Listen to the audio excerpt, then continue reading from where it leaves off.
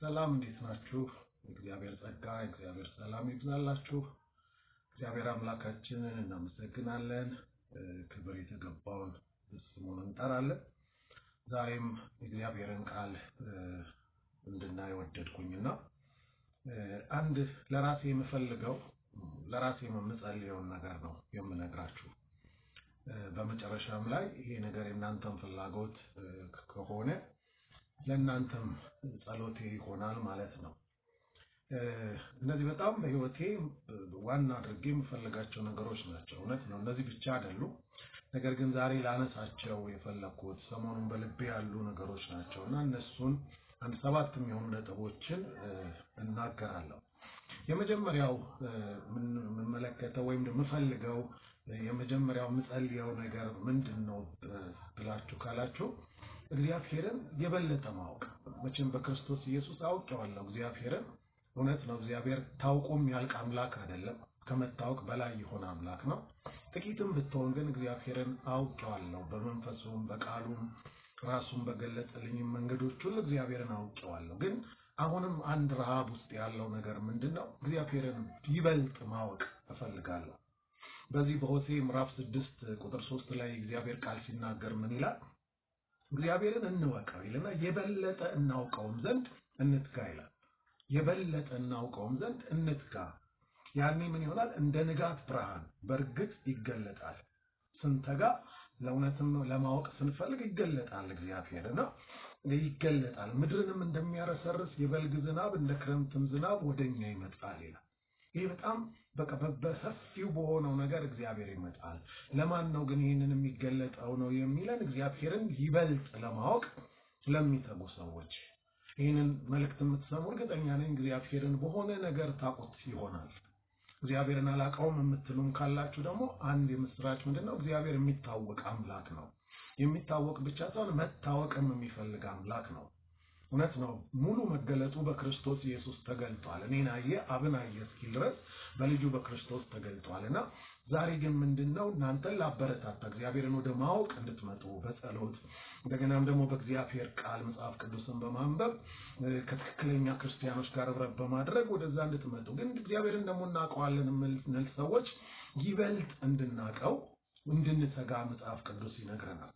በዚህ በኤፌሶን ምዕራፍ 1 ላይ ቁጥር 17 ላይ ሲናገር ምን ይላል?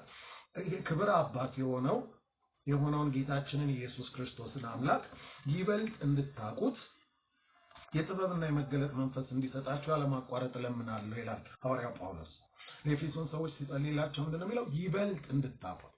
ወንጀ በጣም እለት ብናቀው ማያልቅ ማንነት ያለው አምላክ ነው የምናመልከውና አሁን ብዙ ችግሮች እግዚአብሔርን ካለማወቅ የሚመጡ ነው ናቸው። እንደውም ደግሞ አንዳንዱ ደግሞ እግዚአብሔርን በተሳሳተ መንገድ መረዳት ወይም ደግሞ እግዚአብሔር ያልሆነው ሌላ ነገር አውቆ እሱን እግዚአብሔር ማድረግ፣ ያ ነው ትልቁ ችግርና ዛሬ እኔ በውስጤ የምፈልገው እንደገናም ደግሞ የምጸልየው ነገር ምንድነው? እግዚአብሔር ሆይ ይበልጥ እንዳውቅህ እፈልጋለሁ። እስከዛሬ ካወቅኩህ በላይ ላውቅህ እፈልጋለሁ። ደግሞ በስፋት በጥልቀት ላውቅህ እፈልጋለሁ የሚል ጸሎት በውስጤ ያለ። ይሄ ለእናንተም እንዲሆንላችሁ ምኞቴ ነው። ሁሌ ነፍሳችን የምትናፍቀው ነገር እንዲሆን። ሁለተኛው ደግሞ ምንድነው? በውስጥ ያለ ጩኸት አሁንም ምንድነው? ወደ እግዚአብሔር ይበልጥ ደግሞ መጠጋት እፈልጋለሁ። በክርስቶስ ኢየሱስ አስጠግቶኛል፣ ወደ እኔ አቀርበዋለሁ፣ እርሱም ወደ እኔ ይቀርባል። እንዲህ ባይሆን ማን ወደ እኔ ሊቀርብ ይችላል አለ። በክርስቶስ አቅርቦናል፣ አስጠግቶናል። ነገር ግን ደግሞ አሁንም ይበልጥ ደግሞ እግዚአብሔር እንድንቀርበው እሱም ይፈልጋል። እኛም ደግሞ ይበልጥ መቅረብን እንድንፈልግ እግዚአብሔር እኔ ውስጥ ያለው አንዱ ጩኸት ይሄ ነው። ያዕቆብ 4 ላይ ምን ይላል? ወደ እግዚአብሔር ቀረቡ እርሱም ወደ እናንተ ይቀርባል ይላል ቁጥር 8 ላይ። ቀረቡ መቅረባችን እውነት ነው፣ ያቀርበዋል እግዚአብሔርንና መቅረብ ቢቻል ነው፣ መቅረብ ስለቻልን ነው። ይበልጥ ግን ስንቀርበው ደግሞ ይበልጥ እግዚአብሔር ይቀርበናል ማለት ነው። መዝሙረኛው ከዛፍ ምዕራፍ 73 ቁጥር 28 ላይ ምንድነው ያለው? ለእኔ ግን አለ ወደ እግዚአብሔር መቅረብ ይሻለኛል ይላል። ሰዎች ብዙ ነገር ሊሻላቸው ይችላል። ለኔ ግን አለ ወደ እግዚአብሔር መቅረብ ይሻለኛል። ለኔም ዛሬ ይሄ ነው፣ ወደ እግዚአብሔር መቅረብ ይሻለኛል። ወደ እግዚአብሔር መጠጋት፣ ከእግዚአብሔር ጋር መጠጋጋትን የምፈልግበት ሰዓት ነው። ለዚህ ነው መኃልየ ሰለሞን ላይ ያለችው ሴት እየሮጥን ነው አለች፣ ግን ሳበኝ እኔ በቃ እግዚአብሔር በቸርነቴ ሳብኩሽ እንዳላት እስራኤልን ከሩቅ ተገልጦ በዘላለም ፍቅር ወዷት በቸርነቱ እንደሳባት ዛሬም ደግሞ እግዚአብሔር እንዲስበኝ ይፈልጋለሁ። እግዚአብሔር ጋር ይበልጥ መጠጋጋት ይፈልጋለሁ። በጸሎትም ይሁን በጾምም ይሁን በመንፈስ ቅዱስ ማስተራር በሁሉ ነገር ወደ እግዚአብሔር ይበልጥ መጠጋጋት መፈልግበት ሰዓት ነውና ይሄ ለእናንተም የነፍሳችሁ ጩኸት እንዲሆን ምኞቴ ነው። ይበልጥ እግዚአብሔር ጋር መጠጋት። ይሄ በሚሆንበት ሰዓት ደግሞ ምንድነው ሶስተኛው ነገር በውስጥ ያለው ነገር ምንድነው? ከእግዚአብሔር ጋር መጣበቅን እፈልጋለሁ። በርቀት አይደለም። በርቀት እግዚአብሔርን ማወቅ አልፈልግም።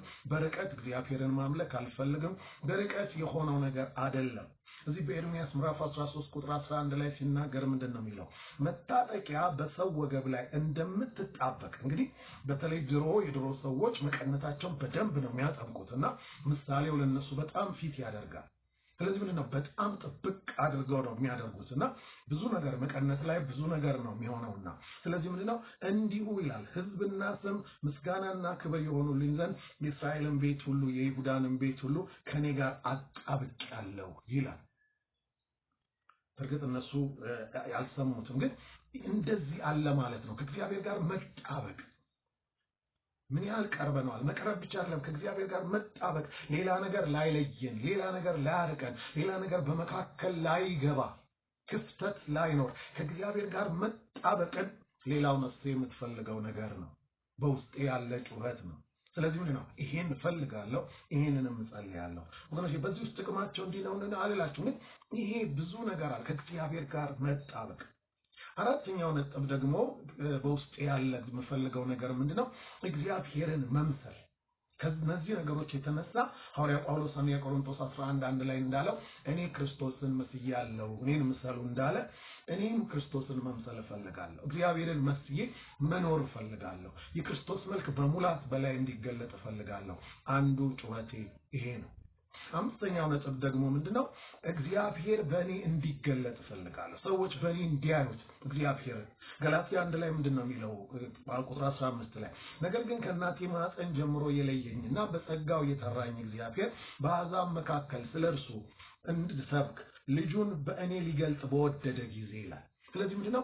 እግዚአብሔር በእኔ እንዲገለጥ፣ በኑሮዬ እንዲገለጥ፣ በንግግሬ እንዲገለጥ፣ በአገልግሎቴ እንዲገለጥ ሰዎች እንዲያዩት እፈልጋለሁ፣ እንዲያዩልኝ እፈልጋለሁ ይሄንን ጌታ። ስለዚህ አንዱ የነፍሴ ጩኸቴ ነው የእግዚአብሔር መገለጥ፣ በእኔ እንዲገለጥ፣ አገልግሎት ሁሉ ነገር እግዚአብሔርን የሚያሳይ እንዲሆንልኝ ይሄ ሌላው ጩኸቴ ነው። ስድስተኛው ደግሞ ጩኸቴ ምንድነው ብላችሁ ካላችሁ እግዚአብሔር በእኔ እንዲከብር እፈልጋለሁ። በዚህ በፊልጵስዩስ 1:20 ላይ ምን ይላል እግዚአብሔር ቃል? ይህ ናፍቆቴ ተስፋዬም ነውና በአንድ ነገር እንኳን አላፍርም፣ ነገር ግን በሕይወት ብኖር ወይም ብሞት ክርስቶስ በግልጥነት ሁሉ እንደ ወትሮ አሁን ደግሞ በሥጋዬ ይከብራል ይላል። በግልጥነት ደግሞ እንደ ወትሮ። ስለዚህ ይህንንም ነፍሴ ትጮኻለች። በቃ እግዚአብሔር በእኔ እንዲከብር፣ በስራዬ፣ በእንቅስቃሴ፣ በንግግሬ፣ በአገልግሎቴ፣ በሕይወቴ፣ በትዳሬ፣ በልጆቼ ሁሉ እግዚአብሔር እንዲከብር ይሄ የነፍሴ ጩኸት ነው። የመጨረሻው ደግሞ ምንድነው? እግዚአብሔርን ደስ ማሰኘት። በሁሉ ነገር እግዚአብሔርን ደስ ማሰኘት እፈልጋለሁ። ማቴዎስ ምዕራፍ 3 ላይ ቁጥር 16-17 አይተናል። ኢየሱስም ምን ብሎታል? በእርሱ ደስ የሚለኝ የምወደው ልጄ ነው እርሱ ነው አለ። በዮሐንስ ወንጌል 8:29 ላይ ደግሞ ኢየሱስ ምን አለ? እኔ ሁልጊዜ በፊቱ ደስ የሚያሰኘውን ነገር አደርጋለሁ አለ። ስለዚህ ቆሮንቶስ ላይ እንደሚነገረው ደግሞ ዓላማችን እርሱን ደስ ማሰኘት ነው ይላል። ሁለተኛ ቆሮንቶስ 5:9 ላይ እርሱን ደስ ማሰኘት ነው። ቆላስይስ 1:10 ላይ የምንጸልየው ለጌታ እንደሚገባ እንድትኖሩ በሁሉም ደስ እንድታሰኙት ነው ይላል። አንዱ የነፍሴ ጩኸት ነው እግዚአብሔርን በሁሉ ደስ ማሰኘት። ወገኖቼ ዛሬ ይሄ ጩኸታችሁ እንዲሆን እፈልጋለሁ እና እውነት ጸሎታችሁ ከሆነ ኮሜንት ላይ በቃ የኔም መሻቴም ነው ጸሎቴም ነው ፍላጎቴም ነው ጸሎቴም ነው እያላችሁ ጻፉ። ለብዙዎች እንዲደርስ ደግሞ ፎሎ አድርጋችሁ ኮፒ አድርጋችሁ ብዙዎች ይሄ ጩኸት ብዙዎች ጋር ደርሶ የብዙዎች ነገር እንዲፈወስ አቅም ይሆናልና ይሄንን እንድታደርጉ በዛው አደራላችኋለሁ። ፈልጋችሁ አትጡት። እግዚአብሔር ተፈልጎ የሚገኝ አምላክ ነውና በነገር ሁሉ እግዚአብሔር በዚህ እርዳታው ይገናኛችሁ። ክብር ለእግዚአብሔር ይሁን።